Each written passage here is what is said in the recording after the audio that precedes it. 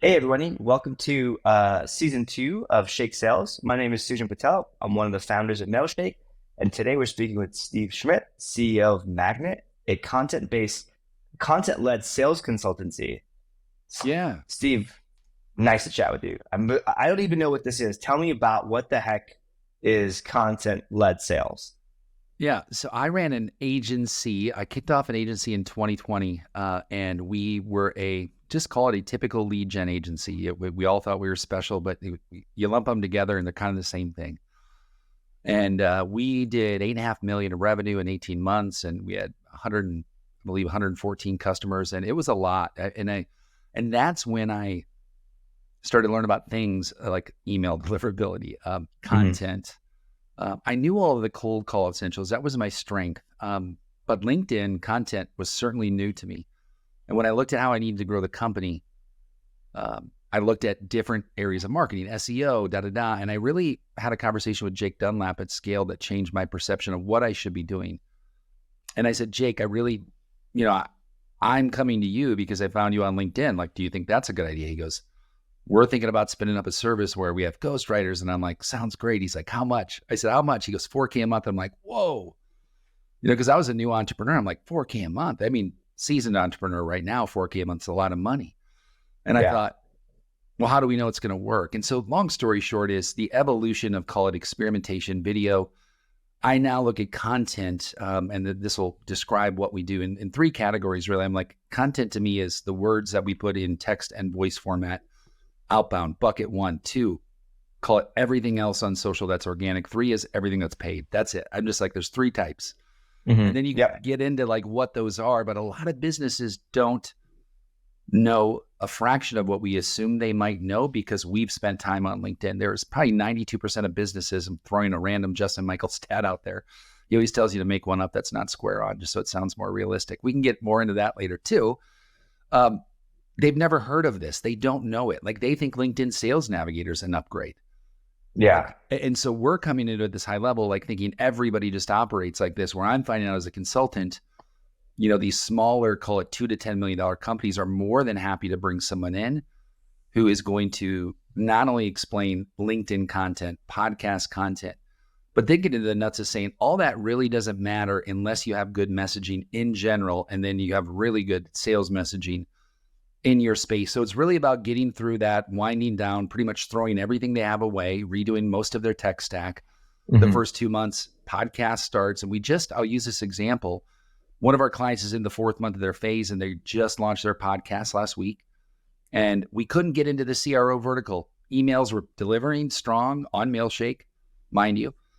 And we get decent responses, but we couldn't break into the funnel, and it was really stressing me out. And I was like, guys, I think that we need to go into CROs and Fortune 1000 with a podcast strategy. And it needs to be about where science and science and art. It's negotiations, 2 things. And if you focus on making it not boring, you might stand a chance at making a dent in trying to get people to want to listen to 20 seconds of a clip that comes from negotiation. And it was one of the more fun podcast episodes I've ever been on because it was the first hire ever in sales at Salesforce. He went through his whole career and how he negotiated not only his own pay raises, but deals and the stuff he lost out on. I was like, this is super interesting because it was just like storytelling the entire time. So we try to get them into the channel where they're going to perform the best. Usually it's podcast and email because phones can be very expensive, right? And so and both of those are content that we can make, call it memorable. So that's what Magnetic does. We do outbound delivery, if you will, but it's more overseeing it. We're not executing. We're not an SDR shop. Cool. That's awesome. I love it. I love and you're also leading with value versus trying to ask for stuff immediately. So can you tell me a little bit about what Magnet EAT methodology is? Yeah, the EAT methodology. If you look at that and peel it back, you got to break it down into how do we start to create a baseline where we can say, why are we doing this? And when we focus on, do you have expertise that anybody else would find valuable? Anybody would pay you money for, right? Sujan, if you know how to change my oil and I don't want to change it, I'm going to say, hey, how much do you charge? And you probably could tell me any amount that's reasonable, and I'd say, great. I wouldn't even negotiate. I'd just be like, Mm-hmm. can you change my oil? I hate getting under my car and all that stuff. So the expertise helps there. A is for authority. And then anytime you get about timing, it's just like, how can you have content that's everywhere? And Mm-hmm. then the third T is up for debate. We're going to be renaming that one right now. So we're just going to call it Eat with one T for now. Perfect. Love it. And so, one of the things I noticed you guys do is really build trust early on. How do you build trust? I mean, so, I've been in sales and marketing for the last 20 years, and I feel like everyone has their different approach, but really building trust to me is key because Mm-hmm. you build that and everything else kind of stacks along with that. How do you build trust in the first meeting? It's actually before that. So I'm glad you asked the question that way. I feel with content, we are now able to finally establish some baseline of trust very early on in an evaluation cycle. It's been proven out to the clients I work with. Month one, they're excited. Month two, they freak out. Month three, is this going to work? Month four, holy crap, somebody DM'd me on LinkedIn. It happened again. This person said they liked the podcast. So I think the content itself establishes trust before. Now, in terms of outbound language, I'm big into proof. Like, I don't do a lot of call to actions per se in my style. When I write emails, I use more proof, right? Here is this person. Here's where they started. Here was their goal. Here's where they ended. Some screenshots. I know that that's kind of frowned upon, but some visuals help for me. Yeah. I'm very selective about who we go outbound to. I mean, I'm only outbounded 1,000 people total in 6 months. Mm-hmm. Wow. Because That's a great number. we're sold out. Like, we have this luxury of being sold out and now going, do we scale? I go, why don't we just get really good at email? Then we'll think about scaling. Come Love up it. with a system that's so good, people will pay a premium for it. I love it. I think, just you hit out some deal real quick on it, just point out. So pictures, and you can have 100 links in an email if you email 10 people, right? Yeah. I feel like the content of the emails and how much that matters really directly proportionate to the number of people you email. So if you email 10,000 people, you better have no links and personalized content for every one of those 10,000 people. You email 1,000 people, you can get less personalized. You can put more links and images and stuff. And Yeah. you email one person, you can write a freaking essay, right? I mean, Yeah. no one's going to read that essay, but I love the fact that you're building trust in advance, right? That's actually the biggest ROI. I'd say I've been working on building my personal brand since 2014 consistently, like creating content every single day, and regularly publishing content some way or another. And the biggest thing I value, not even from sales, is like when I go meet someone up, I'm not just some random person. Like, you can look me up, or maybe they did by accident or on purpose or whatever. And like, trust is there. And I've established myself not just with trust, but as an expert. And it's, that's the E part of EAT is, and then you're doing that before the meeting, which is awesome. So we've like doubled down, and for us at Mailshake, like all of our sales team and even some of our CS team, they're building their personal brand. We live where we play where our customers live, which is LinkedIn. Mm-hmm. and they're coming in with trust to their inbound sales meeting, and it's game changer. Biggest thing is lower no-show rate. I think there's like 15% reduction in the no-show rate. Just like, what about deal cycle time revenue? Are you finding those comparisons are bigger when they're coming from called social? We've kind of simultaneously been moving up market, so I can't tell you. Like, I think it's the same, but maybe that's a benefit. Maybe that is shorter because our deal cycles have gone, like our deal value has doubled. So I don't know, like, maybe in the next year or so I can play that out. That's interesting. I mean, and not to be anti-attribution, it's good that people don't dig in the weeds right away too. I think at some point it's really good for outbound teams to start to attribute what's working. I mean, they have trouble doing it with email even. I mean, we all talk about A/B testing. We all talk about A, B, C, D, Z testing. Yeah. But how many people really do it effectively? And I'll give you an example of an observation I made.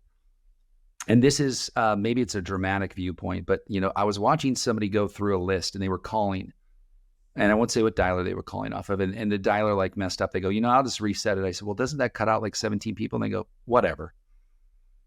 And I was like, what if one of those 17 people were the person who bought the largest deal that company ever had, and it changed the trajectory of that company?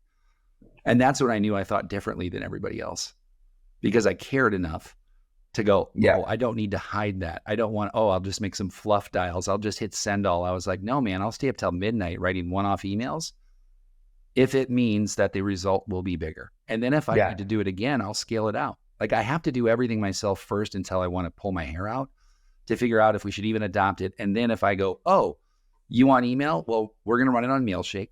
We're going to alternate domains. You're going to have 5 of them. No more subgrouping than 500 at a time. Sequence expires, domain shelf for a month. Like, rotate appropriately to your own internal TAM of how much of a footprint you have. And when I talk to people about it, their eyes just roll back in their head. They're like, wow. And I'm going, trust me, I am not the email guru. I hire people to do it because it can be technical. And nobody really knows. Nobody can come out with a study that says, hey, I delivered this sequence with Mailshake, this one with Mailshake with the same subject line, this one without, this one on Gmail, this one on Microsoft, this. And you go down the list and people go, I don't have the time to figure out whether or not email warming helps. Let's just assume that putting your shoes on in winter also helps you stay warm. Yeah. It's a similar concept. Is it going to keep you from freezing? Well, how freaking cold are you going to get? Like, how much are you going to walk into the blizzard before your dumbass turns around? We're out there spamming people going, yeah, this doesn't work.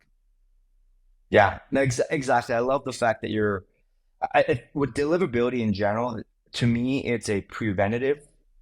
Efforts to prevent an issue are 100 times more impactful than fixing the issue. Because once you're in the doghouse, you've got to get out, right? And there's anecdotal evidence on all of these things because none of these email service providers, the email deliverability stuff, they're all trying to catch like phishing emails and real spam, right? Although like the spray and pray approach obviously doesn't work. They're trying to catch the real fraud, right? Yeah. And when we start to look like that as salespeople, that's the point where you probably are emailing too many people or whatnot. And, to kind of go back to like that, like small list of folks that you go after, just because we have automation that can help us as humans do less manual tasks, that doesn't necessarily mean automation and volume coincide. Like, those are different things. Automate for one person if you need to, but like, you don't need to email 10,000 people generally in any sector. It's much better received at like a couple hundred people chunks. But I found that the Justin Michael method, and Jed mentioned it on your show last week, is probably my best delivered email. Interesting. Because of the brevity, right? Hyper relevance, 50 words or less. Like, it doesn't get me in spam trouble. And just for that, like, it's obviously how Justin constructed it. I think it's a lesson we can all take in terms of like, oh, those are also steps. Yeah. That while on Mailshake, delivering while being warm, used first email under 50 words, hyper relevant, so no one even really knows it would be quote unquote spam, because it's so brief, it definitely looks personal. And I think the key with that first one is, gosh, we're really not that great at sounding simple. That's true. That's a good point. I think, and we'll link to the episode in the show notes here. So wherever you're watching, there'll be a reference point. I want to move on to the T of EAT. So what is the importance of T, and how do you create content with that perfect timing? Timing to me is two different things. We all know that when we see a brand and it has a commercial, like, they've had to build up enough money to buy that commercial. That's kind of why we trust them blindly, right? Oh, Crest, they make toothpaste. New toothpaste brand buys a commercial. Oh, interesting. Well, they're marketing, right? And so when we think about timing, I segment it the same. I look at, when do my posts perform the best? How much should I? I was doing 3 posts a day for a while there. It actually dropped my content performance. The algorithm was like, this guy's not good enough to get up anymore. So I went from 10,000 views a day in 2022 to 2,000 in 2023 by just experimenting, because I just don't really care, right? Like, someone has to experiment. It may as well be me. And so I think that the timing is, are you going to be at the right place at the right time? And so we all know that's the trust and content piece. So timing is, if you're there when they already know you, then naturally their timing is their timing. Mhm. Like you just have to be there. And salespeople are really bad at wanting to wait, right? We want to go, I need this now. You should do it early. You should leave them early because da da Mhm. da. Well, if the pain's big enough, they might do it. But I think that timing is lots of content like you since 2014, all the time. Does it get tiring? Hell yeah. Yeah, there's days you Yeah. just want to quit and just be like, this isn't worth it. And you realize pretty much that's how you get leads. And if you quit, you would have to go back to cold calling. Mhm. And so for me, it's a non-negotiable. 100% of my business now will come from LinkedIn. And so I think that you're seeing that same success with Jed, Maggie, yourself getting out there. I mean, Mailshake is now a brand that people recognize when you put it next to Outreach and Sales Loft. That did not happen from paid ads. I've never seen a paid ad by you guys. Never Yeah, I once. don't think we spend. I think we spend like, I don't know, $500 a month on paid ads, and that's just like Yeah. maybe pushing a webinar or something. Yeah. And so there you go. That's the case study, right? How Yeah, thank many you. can you disclose what's your revenue a year? Yeah. Okay. I'm going to guess it's around 10 million. $1,000 a month spend on, call it somewhere between 5, 10, maybe more. That is becoming so common. And I think it's a choice, right? You could go advertise. It's a different way to market where Mhm. you guys have this organic, like you guys are the people's people. Like people are Yeah. coming in being like Mailshake and they're like, yeah, screw these guys. I want Mailshake. And Yeah. part of that comes with that organic effort because then it feels real instead of forced upon you by marketing. Yeah. Yeah. Exactly. So Steve, I feel, first of all, thank you so much for those words. That everything you described is exactly what we've been trying to go for, which is feel authentic and like we are salespeople talking about sales, not and in the trenches alongside our customers. Like we do it, Jed's talking about all this stuff, Maggie's talking all types of content. And they both are They're salespeople. They're awesome. not actually marketers, right? Yeah, thank you. So my takeaway from your timing comment is really it's not timing, it's consistency and and and and really start today, be consistent, right? Fast forward. Like I can't tell you. So, Mailshake's brand on LinkedIn is pretty early. Of course, we just started, frankly, like maybe 9 months ago. Mhm. And 9 months ago, we were doing a really bad job. Now I'd say we're doing an okay job. I've got high standards, but we don't have that many, we don't get that many impressions. But like even on like we look back at like even like a 200 or 400 impression post generated a lead or two. Yeah. So, I mean, that's that's a number that matters, right? Like fast forward now 9 months, now we don't even know how many what does what. We just are consistent and it's just working. Everything all the time. What percentage of your leads would you say are coming from the LinkedIn effort? I think like probably around like 5 to 10%, somewhere in that number. It's a pretty big We amount. Yeah, and so we've got a huge. So I'd say 2/3 of our leads come in from inbound, like SEO, Google, our brand, what have you. Direct type in. So Yep. we had 0% of the leads come in from LinkedIn 9 months ago. Zero, maybe one, right? Like it's not even a number that you can count. So we're like 2/3 outbound. I mean inbound. 20-25% outbound, and the rest, LinkedIn, and that was zero before. So like 9 months in, great ROI. I'll just tell you like our costs. We spend less than $5,000 a month on content combined. We actually, this is proof that the content led sales works. We actually stopped doing all of our inbound marketing, all of our content marketing off of LinkedIn. And we said, screw this. If our customers are here, and frankly, if you're selling to B2B, my 2 cents is your customers are generally there on LinkedIn. We get better results. Our blog gets, I don't know, like 400,000 visitors a month, That's awesome. generates this less leads than LinkedIn does. So, and we're babies on LinkedIn. So anyways, proof that this stuff works and Inspiration. consistency matters. Yeah. Well, So that's how I learned about you guys. Jed reached out to me before SaaStr last year, and I knew who he was. It's the whole like I know this guy's face back when he had his black and white photo. I'm like he used to play basketball. He's yeah, tall, and he was like putting a get together there, and I'm like, oh, this guy's cool. I couldn't make it. I went like back Holland. And I went and grabbed coffee quick, and all of a sudden like 3 months later, I'm like hearing his name everywhere. Everybody's like, hey, Jed Marley, and I'm yeah, like also not to take away from like Jed going to a SaaStr event, creating the Mailshake buzz just organically again by meeting people for coffee versus a booth. And then people were walking out of SaaStr talking about Mailshake and Lavender and the people who didn't have the booth. So Yeah. kudos to you guys Yeah. for keeping sort of that 1-to-1 or 1-to-a-few or 1-to-a-few mini vibe versus at this point, sponsoring a booth and throwing 20K away and crossing your fingers. Yeah, thanks, man. And honestly, we can't afford a booth. We're bootstrapped. Like we make like ROI from a booth. Our ACV, our deal value. We're SMB, kind of lower mid market. Yep. Booth doesn't make sense. Like we need to get like 500 leads to cover costs, right? Yeah. And so yeah, but that's honestly that day I walked around with SaaStr with Jed, and that was the day I was like, we're doubling down on LinkedIn because I'm walking around the booth, just walking around, and Jed, every 10 seconds, someone's like, are you Jed? I've been following you on LinkedIn. Like that phrase.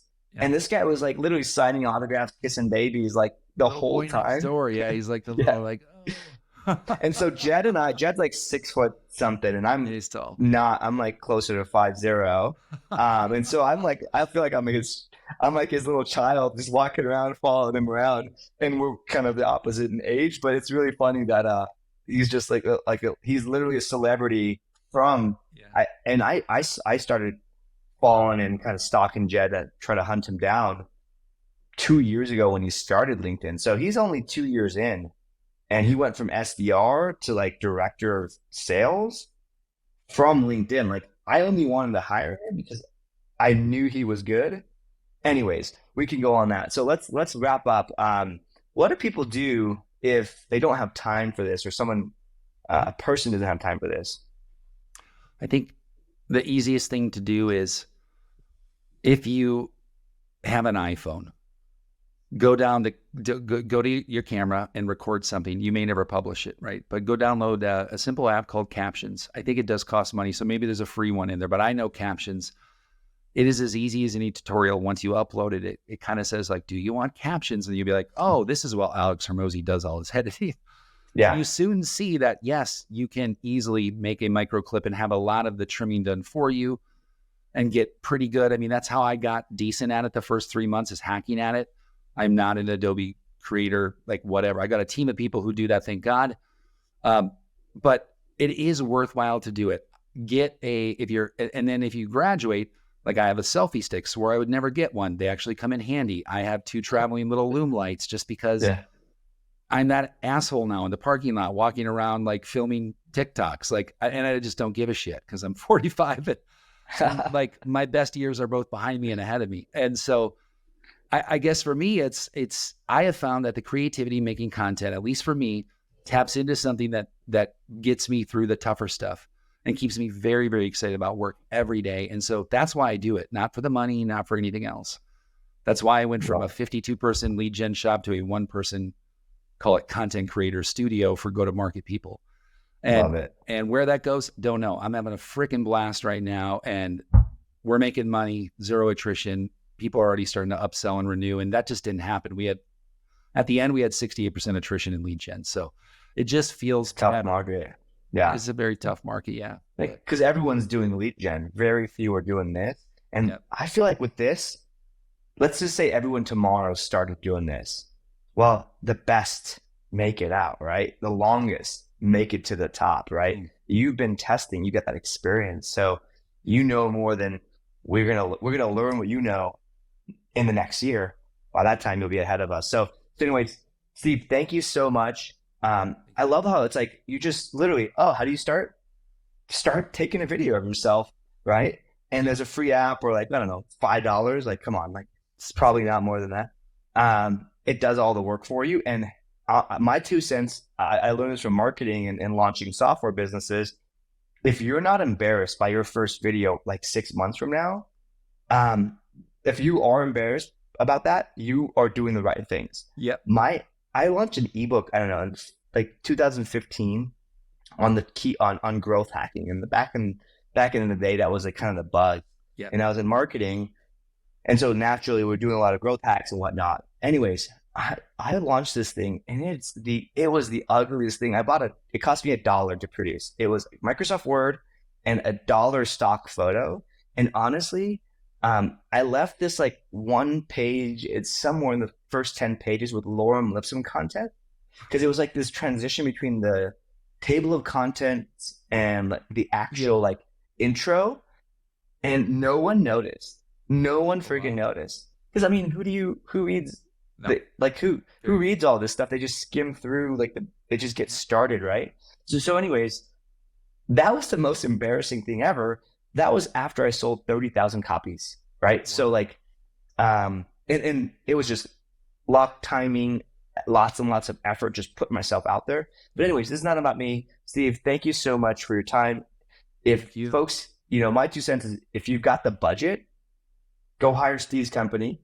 We'll link to it here. It's a magnet, and just get started. It's a consistency and timing game. So the longer you do it, the more ROI you get. Amen. Thanks, Steve. Take Thank you. care.